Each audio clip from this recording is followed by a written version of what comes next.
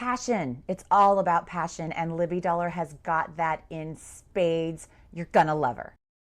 I want to welcome Libby Dollar here today to the Bridal Extravaganza podcast and YouTube channel. Thank you for joining me. Thank you, Lorette. And tell me about what it is that you do and who you help. I'm a wedding photographer, and I've been a wedding photographer for 15 years, which means I've seen a lot of things. My brand is very much about high levels of customer service, which really just means attention. So my clients get my undivided attention about their weddings. We end up sending a lot of emails back and forth. At the level of the kind of weddings I take, they're not all the same as each other. You know, there's a kind of wedding where it's a very like a formula, but once you get into a certain level, they're really creative and really different, and every bride wants something different. So I really strive to figure out, who are you? What do you want communicated in your photographs? What are your values? And then make a plan for your wedding day that effectively gives you the photos that you're really dreaming of.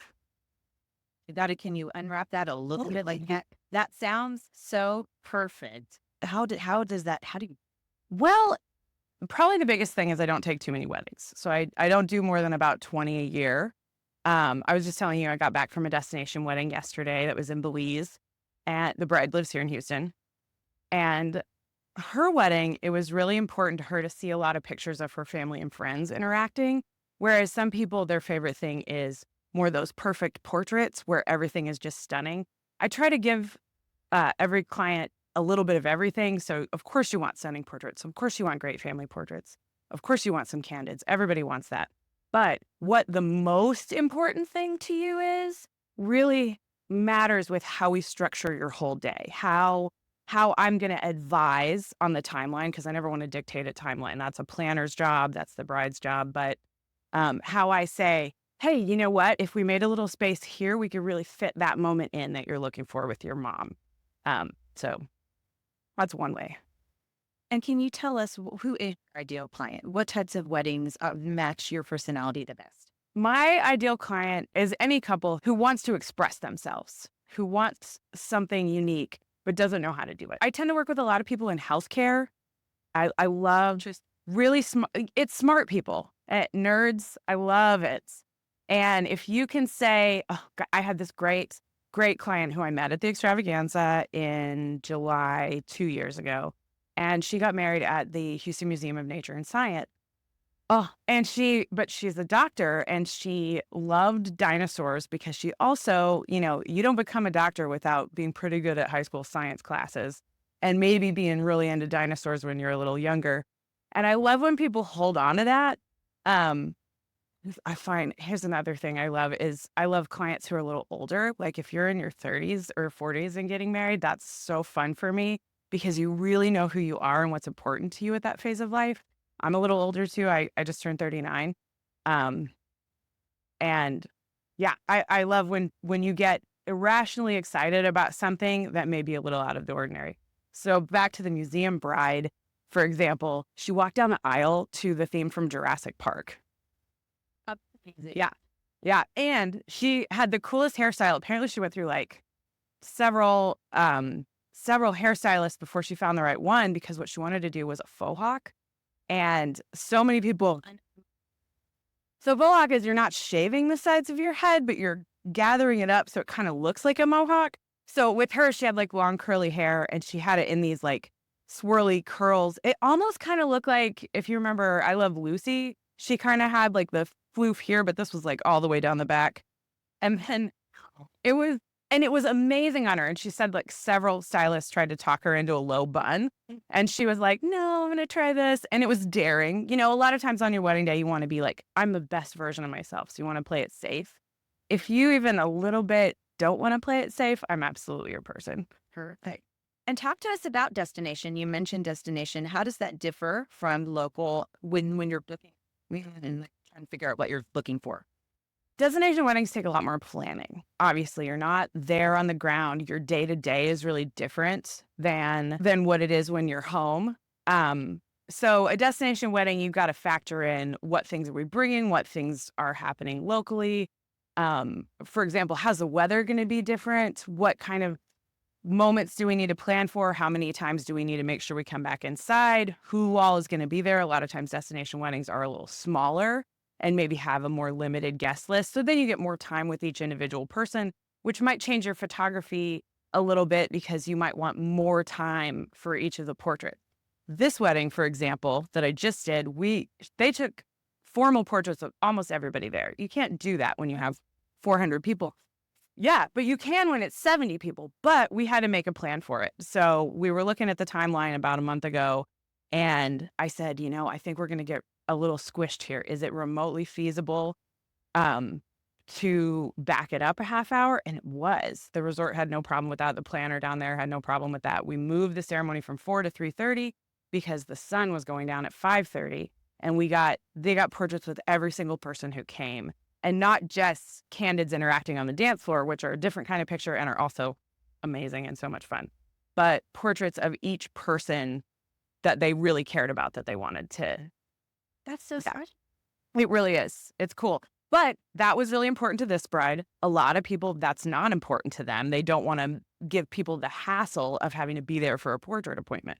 So it's at this level of service, it's very much about listening first, and not having any preconceived ideas about how the client wants it to go. Instead, really finding out what are their pictures and then reverse engineering. How do we make that happen in a way that's smooth and not stressful and practical? So you're not saying to the same person, all right, you've got to picture it 9 a.m. and another picture at noon, and you got to be ready for something at 1:30, and you also need to be ready for something at 4:30. People get exhausted by that. They're also trying to have fun. They also can't remember. And they're also on vacation. So that's another thing, is that I end up being, the planner really comes up with the timeline and is responsible for the whole day, but I am the one who's with the client the whole day. Exactly. So I also need to be the one who's helping make sure the timeline, we stay on it without making it feel like pressure. If I'm like, well, it's almost 12:15, that's a completely different experience than, am I ready to put the veil on? You are ready to put the veil on, and here's why. Yeah. So it's that kind of thing. Now, can you give us a little background on you? Because are you new-ish to Houston? I've been in Houston 5 years now, so not that new, but those 5 years included COVID. Oh, I moved to Houston in 2019 from Denver. And so I wasn't like planning for my move for a whole year. It was kind of a sudden thing. And so all of 2019, I was flying back to Denver and flying out for destination weddings and trying to meet people here in Houston. And then, of course, 2020, the weddings I ended up booking here either didn't happen or got delayed. 21, we were playing catch up. So really, since 2022, I've been doing like about 50% of my weddings have been here in Houston since then. So In a unique perspective to answer to, I would say like cockily. So can you confirm Texas brides are better than Colorado brides? But really, I would just love, what are some of the differences? We always, okay, this is so funny. This is the perfect question, because 3 weeks ago, I was shooting a wedding in Colorado Springs, and I got that referral from a planner there who was my bride in Colorado a couple of years before that, and she's now a planner. But I'm in the room with these people, and they have 10 bridesmaids and 10 groomsmen. And I just was like, there's something so Texas about this wedding. Like, it's something about like having a lot of friends. That's very Texas. And the way they were talking to each other, and they all had to watch the football game. And I was like, I bet. And sure enough, everybody's from Dallas. I was like, I knew it. I knew this was a Texas thing. Now, Dallas people are not as cool as Houston people. We're more cultured here. Yeah. Houston is absolutely the better place. But Texas, okay, so Texas knows how to party. That's the thing. Colorado is so beautiful. And also Colorado's interesting because a lot of people are coming in from other places. So there's not that many, like, I'm from Colorado, I've lived here my whole life. I didn't do that many weddings. In Houston, it's almost everybody is like, oh yeah, I'm from here. My parents went to A&M. Like, all of our friends are going to be there. So Houston weddings are bigger. That's like the easy thing to say, is like, oh, Texas weddings are bigger. But they just have a really strong sense of family and community that I don't see other places. Yeah, that's one of and there's a little bit of fanciness. So yeah, you've got like cowboy boots sometimes, But also, like, Houston does glamour better than I've ever seen it. Like, if you want crazy chandeliers, a ridiculous ballroom, ball gown dress, like, that's Houston. And Enormous hair. we have to. Absolutely. It's a legal requirement. We're going to have to start really high because So how do you get your couples into a space where they're comfortable with a photographer or following? okay, this is such a good question. So every couple's different, and usually the people marrying each other are very different. Usually you've got one person who really kind of likes the camera. Oftentimes this is the lady, and with straight couples, it's like, okay, yeah, let's take this picture. And the other person is like, all right, here we go. So the key is sort of hitting them in the sweet spot. If you are the camera avoidant person, one of the things I'm going to do is I am going to be 100% ready before I make you do anything. So I'm gonna pick the spot. I might test my exposure, my theory about how the portrait of you is going to go with some other person. And then get you in, take a few shots, and get you back out again. So if you don't like being in front of the camera, I'm going to not make you be in front of the camera very long, which is something I can do having 15 years of experience. I'm not really practicing anymore on couples. I'm not trying things. I know what's going to work. So I can go, got it.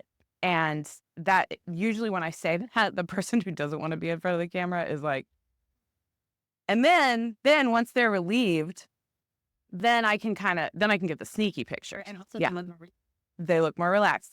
Another tip is 1 drink is very helpful, not 4, but 1 can kind of go, all right, it's fine. Another thing I do is I'll show them on the back of my camera what it looks like. And if you see a picture of yourself and you look great, you're like, oh, okay, well, we're going to be fine.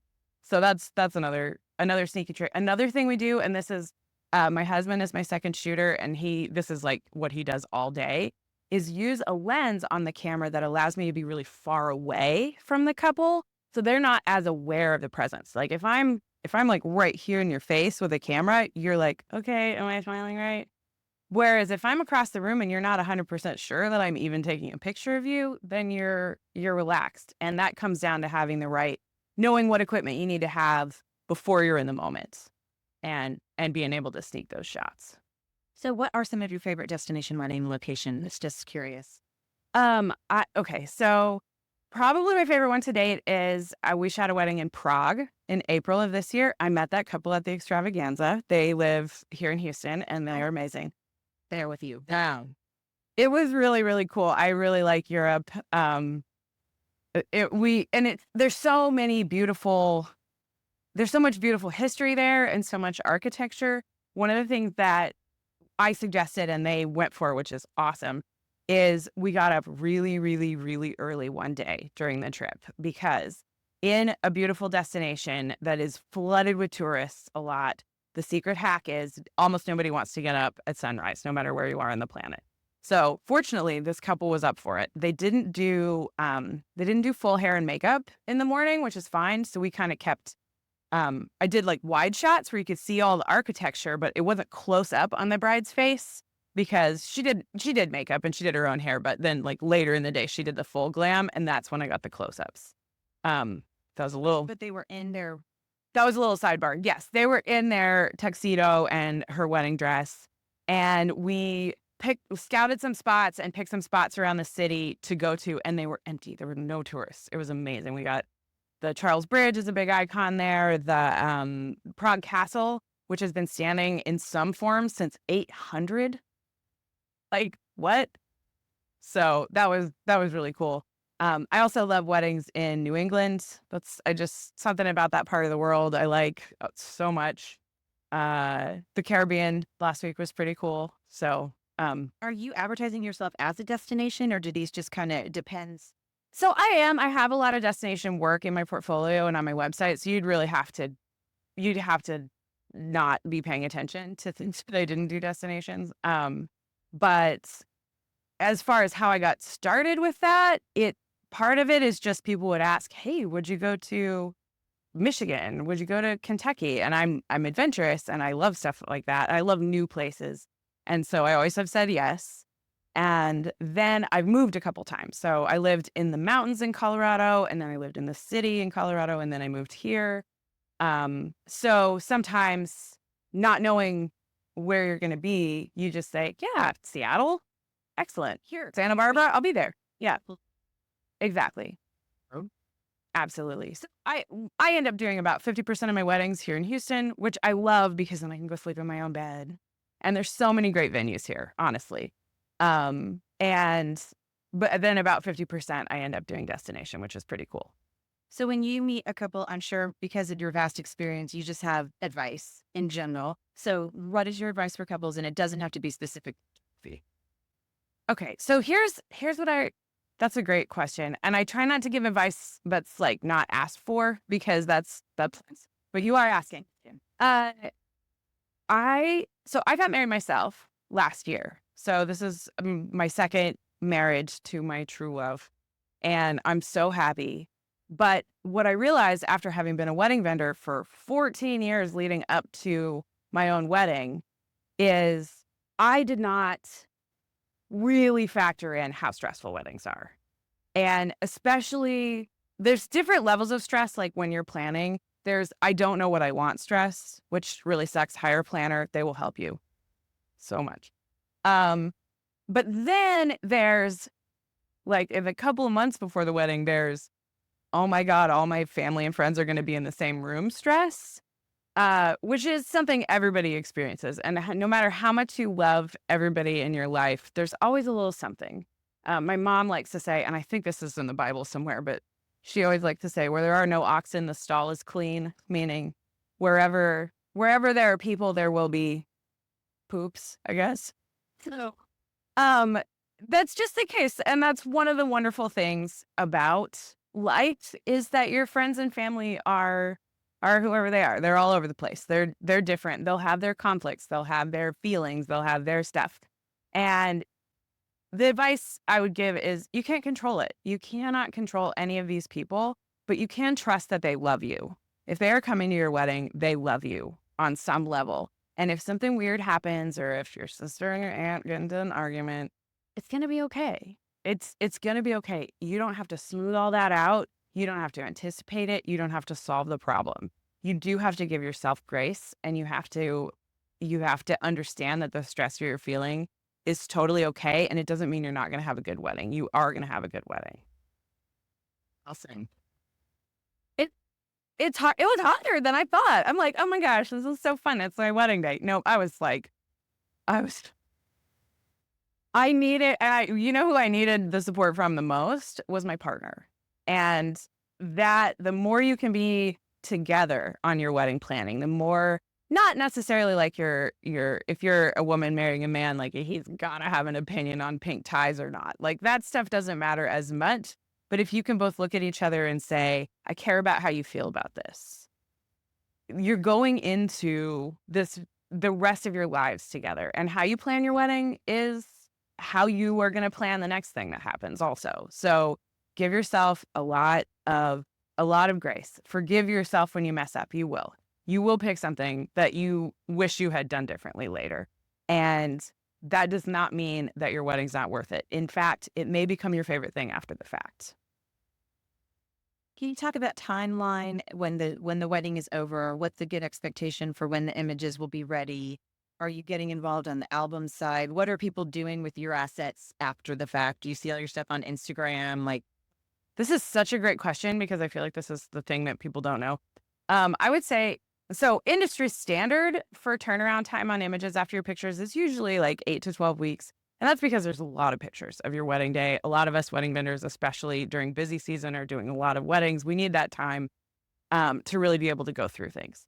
Me personally, I think you're going to want to see a picture as soon as humanly possible. So if I can give you some preview photos, some people call these sneak peeks. I like to be a little more elevated with it and say preview images because I'm not sneaking them. I'm telling you that this is going to happen ahead of time. But it's not your whole 1,000 images of your day. For me, it's like 50 to 100. And I always give those in the first week because you want to post 50, your first destiny. and that's where I've been doing this for so long. So my editing system is really it's organized. It's everybody goes through the same process, and I'm really fast at it these days. So I want you to be able to feel like you've been there, see a little part of every part of your day right away. So yeah, 50 to 100 images in the first week is what I deliver. And then my turnaround time after that is usually right around a month, even though I say 8 weeks just in case. But I want to get them to people as fast as humanly possible. As far as what you do with them, I deliver with an industry standard online gallery. So you are able to look at your photos in an organized way. You can share them with people, and you can share just part of the gallery with people. If you just want to, if you want to keep the first look to yourself and just share the ceremony, that you can do, because I put everything in folders. On that website, you can download each individual picture as a web size or a full resolution. The distinction is important because if you just have the full resolution, sometimes those are hard to text or email. They're too big. But if you just have the smaller web size ones, you can't print them enormously. I don't think that anybody should have to come back to me for every print. What you're buying from me is the art. I do sell prints. I sell albums. All of that stuff is optional. A lot of my packages do include an album. If you get an album, you get to see your whole gallery, and then there's a system by which you can flag the pictures you like, and then unflag a few, and then flag a few more, and then send them to me when you're ready, and then I'll take those pictures and design an album that you get to approve the layout and choose the cover and what's printed on it and all of that. So that's one thing I offer. Oh yeah, most couples get an album.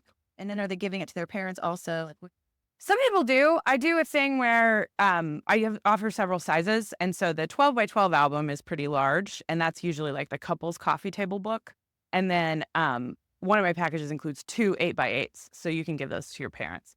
And they don't have to be the same layout. So because here's what your parents want to see. Your parents want to see what I call the mom's mantelpiece shot, which is looking at the camera and smiling. Not necessarily tea with jam and bread here, but looking at the camera and smiling. I also call it the welcome to our house. It's like what you would put on your Christmas card or your thank you note. That's one picture. That's usually not the most sentimental or important picture to the couple, but we have to get it because your parents typically want that, and the family pictures, the like group of here's all the aunts and uncles and cousins, here's all the siblings, like looking at the camera and smiling. Parents tend to want a lot more of that, and then a little bit of getting ready and a little bit of the party and a little bit, they want to see the whole thing, but they care about the legacy pictures. Whereas the couple a lot of times wants the feeling, what did it feel like? What's the crying shot? What's the standing on the edge of a cliff with my veil blowing in the breeze shot that makes me look like a model? So I don't think you should have to give your parents the exact same album that you would have on your table. So sense. And I have never thought of that. Oh. Wow. Yeah. I never gave that any. It's so wild. So much of what I do is thinking about what happens after you get home. What happens a year after your wedding? What happens 5 years after your wedding? That's one of the things that I get to know having clients from 15 years ago who are still coming back to me for family pictures and saying, like, what is your life like? I've been to people's homes and there's a picture I took on the wall, and I realize like how important it is to have art about your life and to have that art in a way that you can experience it.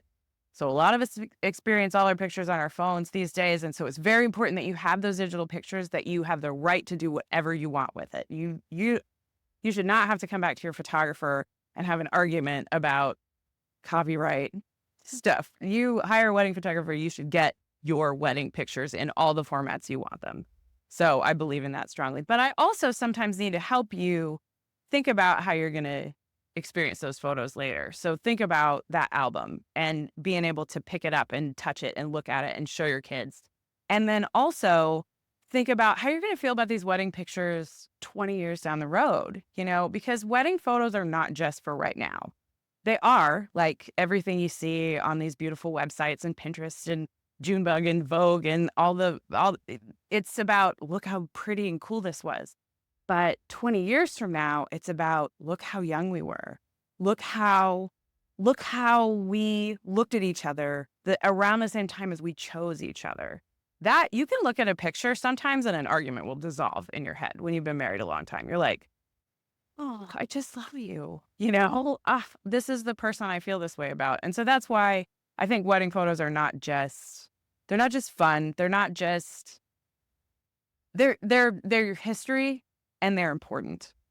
And the pictures that may be really, really important 20 years down the road, a lot of times those are family pictures. A lot of times those are candids of people that maybe are no longer with us.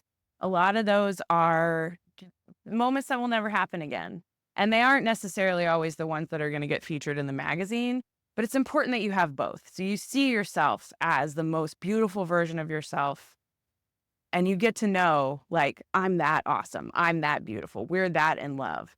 And then you also need to see the reality of it, the realness of people who love you, hugging you in such a way that squishes your face, and the huge grin or the tears on your mom's face.